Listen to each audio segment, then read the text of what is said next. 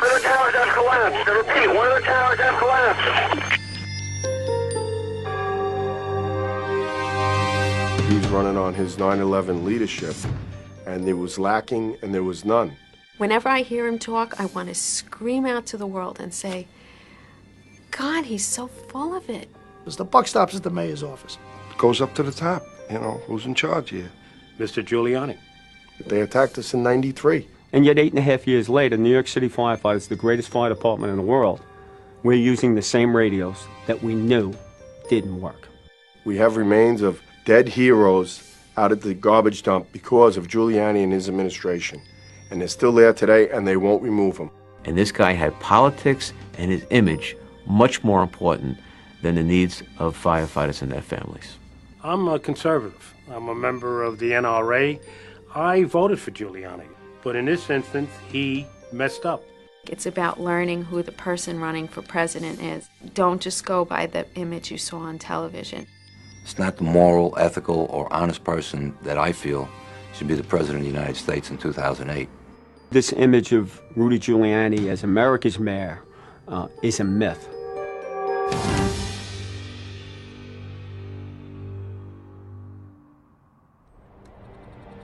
Rudy Giuliani's urban legend begins on February 26, 1993, when al-Qaeda terrorists bombed the World Trade Center.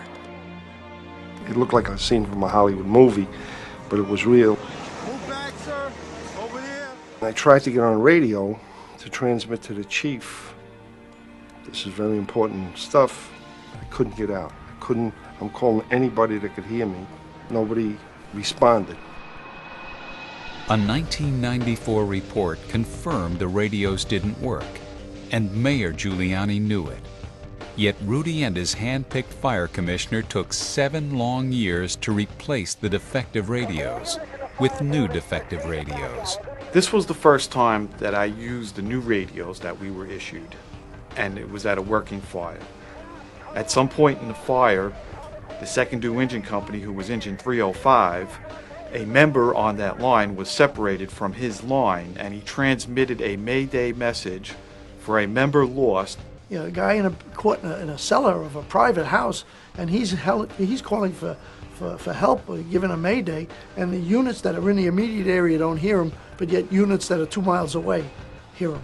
Something definitely wrong with that. Rudy's radios were pulled from service within a week.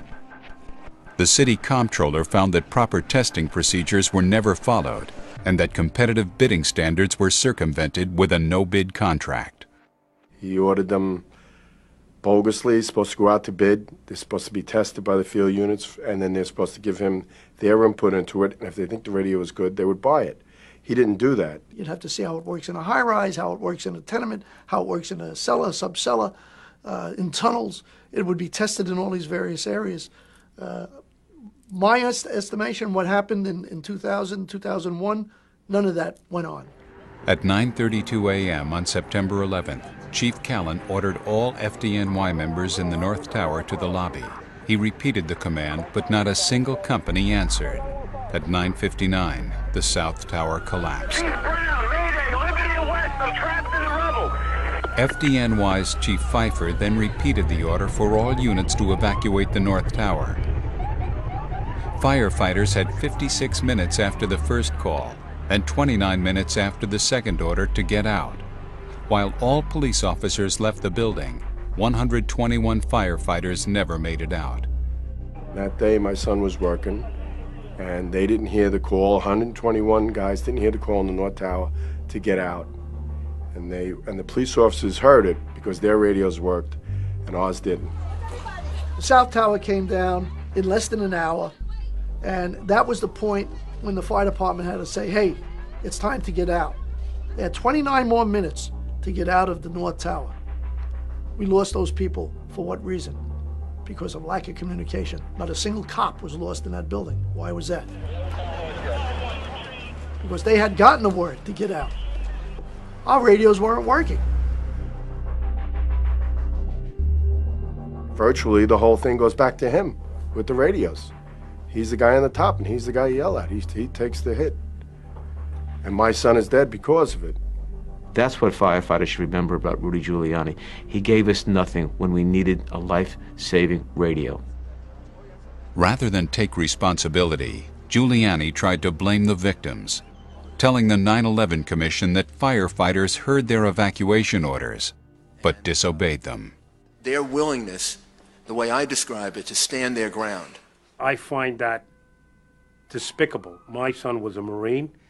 If he had heard the order to evacuate, which he did not because the radios weren't working, if he had heard the order to evacuate, he would have evacuated. That is the most ludicrous statement that I've heard made by some people, that the firefighters disagreed or ignored the command. Mayor Giuliani twisted the heroism of my brother to suit his own mistakes of that day. The mayor who's claiming to run on 9/11 built his OEM center, his communication center, the basis for all decisions to be made on the site of the World Trade Center that had been attacked just 8 years earlier. I mean, he's the one that made the decision to put their bunker in 7 World Trade Center, which when I was down there on 9/11 that day, I've seen police detectives yelling in the streets that we told him not to put it here, you know, because that was the target of the terrorists.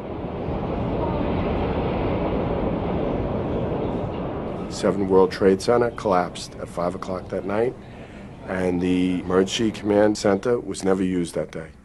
Mayor Giuliani was running on the street, and he was talking to the media instead of being in a controlled environment making controlled decisions. Can't go to city. Why? Here is the leader of the city running away from the scene, leaving uniformed personnel from fire and police to deal with this tragic situation that was occurring. Firefighters began the difficult task of respectfully recovering the remains of civilians and their fallen brothers. But then gold belonging to the Bank of Nova Scotia was found and removed. Brinks truck spotted at the site. Is that the $200 million in gold? Yes, it is. I think we have most of it. I'm not sure we have all of it yet. Within hours of announcing that the gold had been recovered, Rudy pulled FDNY members off the pile, claiming he was worried about their safety. They found the gold, and all of a sudden, everything changed for Rudy Giuliani. Things didn't change for firefighters, but they changed for Rudy Giuliani and said, don't worry, firefighters will believe whatever I tell them. It's about your safety. We knew it wasn't. We knew it was a lie. Once the gold was found, they didn't really care about our membership, that they were going to take our dead members and put them in the Staten Island dump was a disgrace. It really was. When Rudy started his scoop and dump operation, just 101 FDNY members had been recovered. 242 FDNY members and hundreds of civilians would either stay buried at Ground Zero or be removed like garbage and deposited at the Fresh Kills landfill. Scoop up the debris, dump it in a landfill. The heck with the fact that it was firefighters or others who would never have a funeral for their family. Families and off-duty firefighters protested Rudy's appalling lack of respect. In response, Giuliani had them arrested. When faced with the public outrage, Mayor Giuliani relented and let FDNY members go back to work on the pile. I lost my son. He was in the Marriott. He was lost when the South Tower came down. We found my son on March 25th, 2002, and if Giuliani had his way, my son's body would have never been recovered because he would have closed the site in November because of money and politics, and he wanted the firemen out of there so they could speed up the operation. Remains were found, and it was a real relief to find those, to know, that he wasn't left down there and that he did come home to rest. We have no idea how he died in the towers. We haven't recovered his remains, so we don't have any information. Today, we still continue to find remains. We did need radios that worked, we didn't have them. We did need proper respiratory protection, he didn't give it to us. The things that we needed to do our job even better, we didn't have because of his administration. So ultimately, the mayor of New York at the time, Mr. Giuliani, he has to bear these responsibilities. And I blame Giuliani. He was the leader that day.